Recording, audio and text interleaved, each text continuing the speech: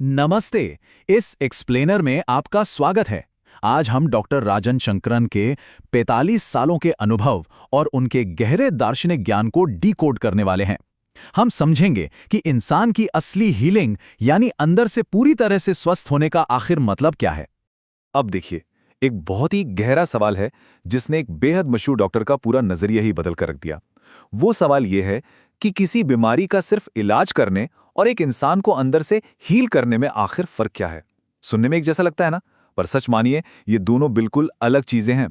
तो इसे समझने के लिए चलिए चलते हैं हमारे पहले भाग की तरफ, बियॉन्ड द पिल, यानी दवाइयों से परे। वर्ल्ड हेल्थ ऑर्गेनाइजेशन यानी WHO के मुताबिक संपूर्ण स्वास्थ्य के 4 मुख्य पहलू होते हैं: शारीरिक, मानसिक, सामाजिक और आध्यात्मिक।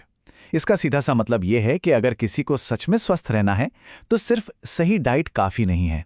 तनाव, समाज में आपकी भूमिका और आपका आध्यात्मिक जुड़ाव, इन सब पर ध्यान देना बहुत जरूरी है। अब यहाँ तनाव को लेकर एक बहुत ही दिलचस्प बात सामने आती है। तनाव असल में हमारी बाहरी दुनिया या हालातों से नहीं आता। सच तो ये है कि तनाव इस बात से पैदा होता है कि हम उस बाहरी दुनिया को देखते कैसे हैं, हमारा अपना नजरिया क्या है। इसे एक पीले रंग के चश्मे की तरह सोचिए।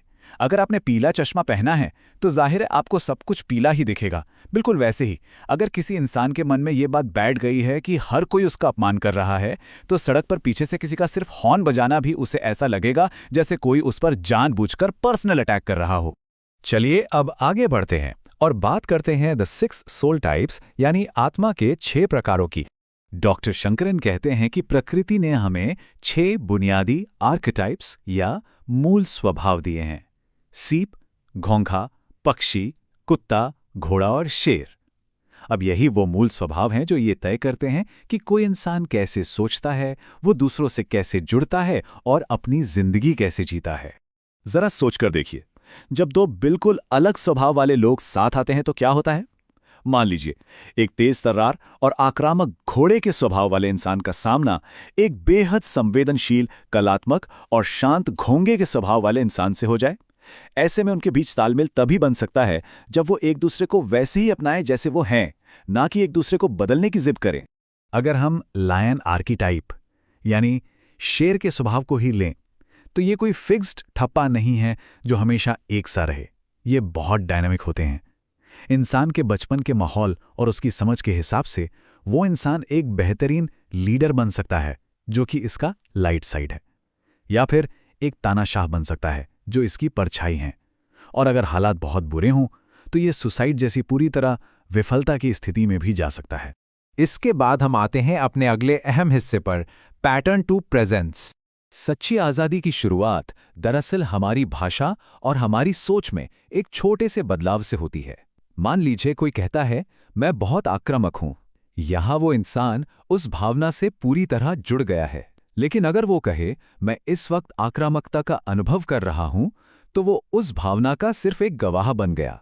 ये अपने आप में एक बहुत बड़ा और गहरा बदलाव है, क्योंकि सच तो ये है कि हम अपनी पल पल बदलती भावनाएं या यादें बिल्कुल नहीं हैं।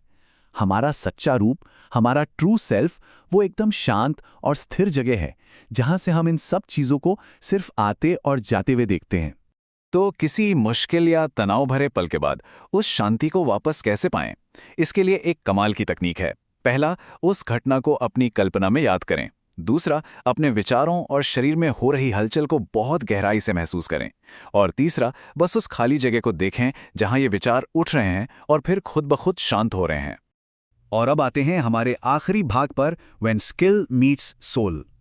देखिए, किसी बीमारी के इलाज के लिए डॉक्टर को काबिल होना चाहिए, लेकिन एक इंसान की पूरी हीलिंग के लिए आत्मा की जरूरत होती है। किसी दर्द से तड़पते मरीज के लिए डॉक्टर के मेडल या डिग्रियां कोई मायने नहीं रखती। उसके लिए मायने रखती हैं डॉक्टर की सच्ची फिक्र और मरीज की बात को दिल से सुनने की उसकी क्षमता। इसे एक सेब के पेड़ से समझिए। एक सेब के पेड़ का काम क्या है? उसका मूल काम है सेब देना। वो खुद अपने सेब कभी नहीं खाता। ठीक ऐसे ही एक सच्चे हीलर का मकसद अपने स्वार्थ से बहुत ऊपर उठकर, पूरी तरह से निस्वार्थ होकर इंसानियत की सेवा करना होता है। हैरिसन की इंटरनल मेडिसिन की किताब का एक बहुत ही शानदार कोट है। वो कहते हैं कि एक डॉक्टर बनने से बड़ा मौका किसी इंसान को नहीं मिल सकता। और मरीज की देखभाल का सबसे बड़ा रहस्य क्या है? वो ये है कि आप वास्तव में उस मरीज की कितनी परवाह करते हैं। जब बात जिंदगी और हमारी नश्वरता की आती है तो हमारे पास हमेशा एक चॉइस होती है। क्या हम अपनी सीमाओं और निराशाओं के गहरे समुद्र में डूब जाना चुनते हैं, या फिर एक तितली की तरह इस पल में पूरी तरह से हर रंग के साथ जीना चुनते हैं? आइए एक सवाल के साथ इस एक्सप्लेनर को ख़त्म करते हैं। अगर हर भावना, हर रवैया वक्त के साथ फीका पड़ ही जाता है, तो पूरी जागरूकता और प्रेजेंस के साथ जिया गया जीवन अपने पीछे कैसी छाप छोड़कर जा रहा है? ये सोचने वाली बात है। आज हमारे साथ जुड़ने के लिए बहुत बहुत शुक्रिया।